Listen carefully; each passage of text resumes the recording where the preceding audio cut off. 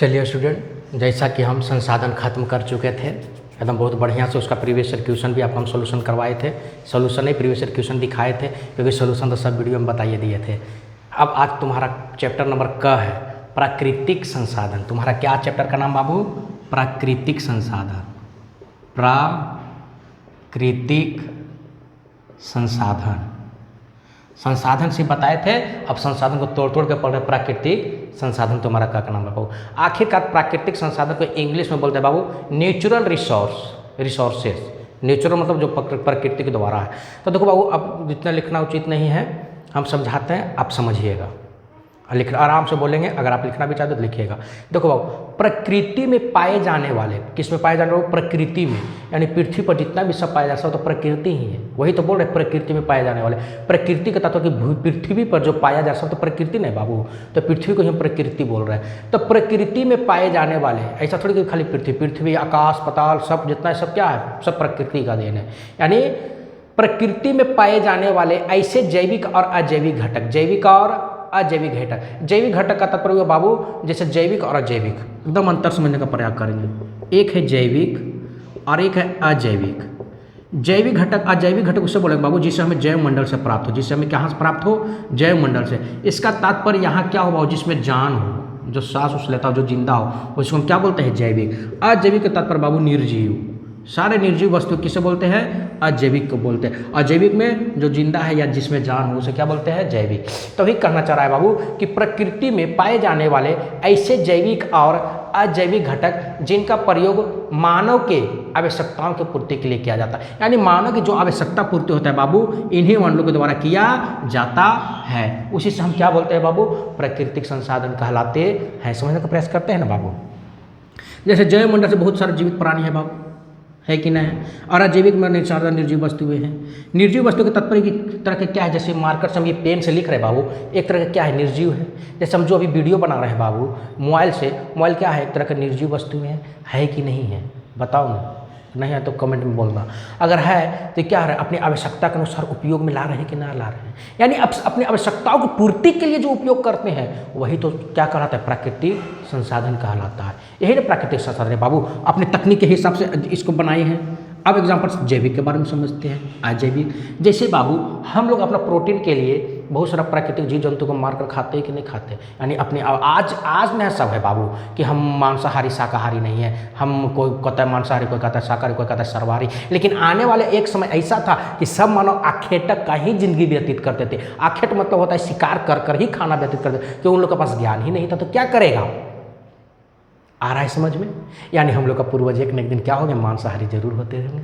यानी हम क्या कर रहे हैं? जो जीवित प्राणी उसको मार कर खाते होंगे कि नहीं खाते थे? तो यानी यहाँ भी अपने आवश्यकता के अनुसार खाते थे। जैसे बहुत सारा दवाई बनता है मांसाहारी रहता है, बहुत सारा जो क्रीम पाउडर ये सब बनता है, उसको क्या जिसको कॉस्मेटिक बोलते हैं, बहुत सारा जीव जंतु से मिलकर बनाया जाता है। यानी मानव अपनी आवश्यकता के अनुसार जो भी संसाधन को जैविक हो या अजैविक हो, मानव अपनी आवश्यकता के अनुसार उपयोग या पूर्ति करता हो, उसे तो हम प्राकृतिक संसाधन कहते हैं बाबू। आया समझ में? ये सब क्या है? यह प्रकृति का देन है। जब तक प्रकृति संसाधनों का अस्तित्व पृथ्वी में मौजूद है बाबू, तब तक ही मानव का भी अस्तित्व है। जब प्रकृति का अस्तित्व प्रकृति का संसाधनों का अस्तित्व पृथ्वी पर नहीं रहेगा तो मानव का भी अस्तित्व नहीं रहेगा। देखो फिर समझने, क्या हम बोले बाबू? प्राकृतिक संसाधन। प्राकृतिक संसाधन में क्या है बाबू? पृथ्वी पर दुनिया में जैव और अजैव संसाधन, जिसको जैविक और अजैविक बोलते हैं। जैव मंडल कहाँ से प्राप्त होता है? ये जैव किसे कहते हैं बाबू? जो हमें जैव मंडल से प्राप्त होती है। इसका तात्पर्य हुआ कि जहाँ जान हो, मतलब जो जिंदा हो। अजैव क्या बोलते हैं बाबू? जहाँ निर्जीव हो, जो निर्जीव वस्तु जिसमें जान ना हो। यहाँ पर हम बताए थे बाबू जिसमें जान हो, मानो अपनी आवश्यकता के अनुसार कोई चीज़ बनाता है, उसे हम क्या बोलते हैं? अजैविक। अजैव में भी जैसे वस्तुएं बहुत सारा चीज़ें जो निर्जीव है जिसमें जान न रहता है, उसे भी मानो अपनी आवश्यकता के लिए बनाता है, उसे अजैविक बोलते हैं। इसे तो संसाधन हम बोलते हैं बाबू। यह क्या है? प्रकृति का देन है। जब तक प्राकृतिक संसाधन पृथ्वी का अस्तित्व है बाबू, तब तक ही पृथ्वी पर मानव का भी अस्तित्व है। जिस दिन प्रकृति का संसाधन अस्तित्व खत्म हुआ, उस दिन मानव का भी अस्तित्व खत्म हो जाएगा। क्योंकि इन संसाधनों की प्राप्ति में हमें कहाँ से प्राप्त होती है बाबू? पृथ्वी से होती है। इसलिए इन्हें पृथ्वी संसाधन भी कहते हैं। इसलिए हम क्या कह सकते हैं, पृथ्वी संसाधन भी कह सकते हैं। क्यों, अर्थ रिसोर्सेस भी कह सकते हैं, क्योंकि पृथ्वी से तो हमें प्राप्त हो रहा है बाबू। जैसे खनन करते हैं, बहुत तरह का खनिज निकलता है, निर्जीव, उसे हम उपयोग कर पाते हैं, क्या कर पाते हैं। आ रहा है समझ में, आया समझ में प्राकृतिक संसाधन, हमको लग रहा है कि आ गया होगा। अब तुम्हारा एक आता है बाबू, मृदा किसे कहते हैं। एकदम टेंशन, क्वेश्चन में फॉर्म कर करके समझाएंगे, क्वेश्चन फॉर्म में, क्योंकि तुम्हारे एक तरह से क्वेश्चन भी आवे और उसे समझ में भी आवे, और वहाँ क्वेश्चन पूछ भी दे तो सोल्यूशन भी हो जाए, और थोड़ा कहानी टाइप में बताएंगे। जैसे कितना बढ़िया प्राकृतिक संसाधन बताए बाबू, प्रकृति से कितना बढ़िया बताए कि प्रकृति में पाए जाने वाले जैविक और अजैविक घटक जिनका मानव क्या करते हो, अपने आवश्यकताओं के लिए पूर्ति किया जाता है, प्राकृतिक संसाधन कहलाता है। यह प्रकृति का देन है। जब तक प्रकृति संसाधनों का अस्तित्व मौजूद है, जब तक मानव का भी पृथ्वी पर अस्तित्व मौजूद है। जिस दिन खत्म हो जाएगा उस दिन भी खत्म हो जाएगा। अब 2 नंबर पर आते हैं, मृदा किसे कहते हैं। मृदा मतलब मिट्टी किसे कहते हैं बाबू, तो पृथ्वी की ऊपरी सतह, पृथ्वी बाबू ये जैसी पृथ्वी है, ये पृथ्वी की जो ऊपरी सतह है, ऊपरी सतह पर तो मिट्टी पाया जाता है बाबू। तो पृथ्वी की ऊपरी सतह यानी मोटे, मध्यम और बारीक कार्बनिक तथा अकार्बनिक मिश्रित कणों के मृदा क्या कहते हैं बाबू, मृदा कहते हैं। आ रहा है समझ में बाबू, नहीं आ रहा है, नहीं आया। या असंगठित पदार्थों से निर्मित पृथ्वी की सबसे ऊपरी परत को ही मृदा कहते हैं। असंगठित यानी बहुत सारे अकार्बनिक कण से मिलकर बना हुआ है हमारा पृथ्वी, यानी हमारे पृथ्वी की सबसे ऊपरी परत बाबू, हमारे पृथ्वी के ऊपरी परत बहुत सारे कार्बनिक और अकार्बनिक पदार्थों से मिलकर बना है, और सबसे ऊपरी है जो बाबू परत, वो सबसे पतली परत है, इसी को तो हम मृदा कहते हैं। अब मिट्टी के निर्माण में क्या लगता है बाबू, हजारों वर्ष लगते हैं। नहीं समझ में आता है मिट्टी का निर्माण, क्योंकि मिट्टी का निर्माण कैसे होता है समझते हैं आराम से। क्यों, मिट्टी किसे कहता है समझे, मृदा किसे कहते हैं। असंगठित, असंगठित का तात्पर्य क्या हुआ, संगठित ना हो, कार्बनिक और अकार्बनिक पदार्थों के पृथ्वी के सबसे ऊपरी परत को ही क्या बोलते हैं बाबू, मृदा तो कहते हैं। आया समझ में। अब समझते हैं कि मिट्टी का निर्माण कैसे होता है, समझने का एकदम समझने का प्रयास करना बाबू।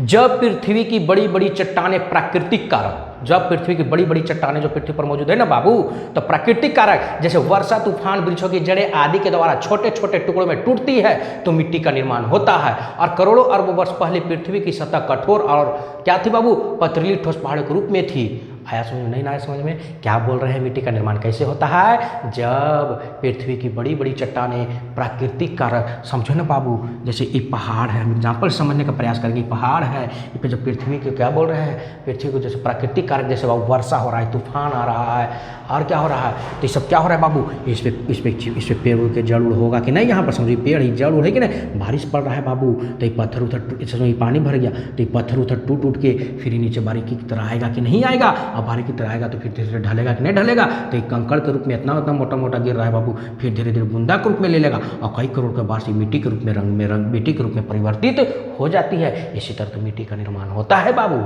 आ रहा है समझ में, हमको लग रहा है कि आपको समझा चुके हैं। क्यों, क्योंकि जब पृथ्वी की बड़ी बड़ी चट्टानें प्राकृतिक कारण, बड़ी बड़ी चट्टानें प्राकृतिक कारण के बारे में बाबू, क्या वर्षा, तूफान, वृक्षों की जड़ें आदि क्या होते हैं द्वारा छोटे छोटे टुकड़ों में टूट जाती है, और कई करोड़ के वर्ष क्या चीज़ का निर्माण लेते हैं बाबू, इसी तो बड़ी छोटे छोटे रूप में रहता है, लेकिन कई करोड़ों वर्षों बाद मृदा का निर्माण होता है। इसे करोड़ों अरबों वर्ष लगता है बाबू।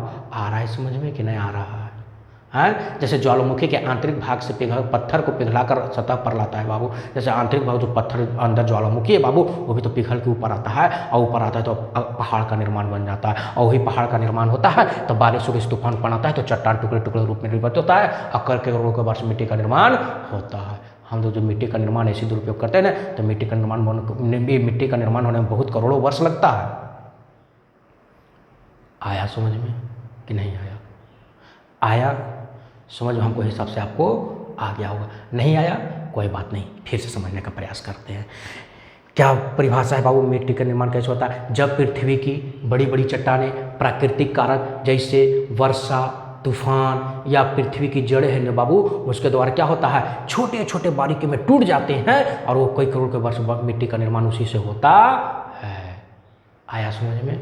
अब तुम को एग्जाम में पूछ देता है बाबू कि मृदा के प्रकार कितने प्रकार के होते हैं, तो भारत में लगभग मृदा 6 प्रकार की पाई जाती है। भारत में कितना प्रकार के पाई जाते हैं बाबू? 6 प्रकार के पाई जाती है। जलोढ़ मृदा, काली मृदा, लाल एवं पीली मृदा, फिर क्या बाबू लेटेराइट मृदा, मरुस्थलीय मृदा, पर्वतीय मृदा, इस कर विस्तार से एक एक करके जैसे जलोढ़ मृदा बताएंगे तो जलोढ़ मृदा को पूरा भारत के बारे में बताएंगे कि क्या हुआ है क्या नहीं है, इसमें कितना खेती होता है, कितना हेक्टेयर में फैला हुआ है। ये 6 मतलब मृदा के प्रकार जो भारत में 6 प्रकार के हैं, अगले नेक्स्ट वीडियो में एक करके बताएंगे। जैसे जलोढ़ मृदा, पूरा जलोढ़ मृदा एक वीडियो में खत्म करेंगे। जैसे फिर काली मृदा एक वीडियो में खत्म करेंगे। फिर लाल एवं पीली मृदा, तो लाल एवं पीली मृदा, यानी इसके ऊपर मृदा के ऊपर 6 वीडियो अपलोड होगा आपको 5-5 मिनट या 10-10 मिनट का। आप लोग देख लीजिएगा, एग्जाम में क्वेश्चन एकदम नहीं छूटेगा।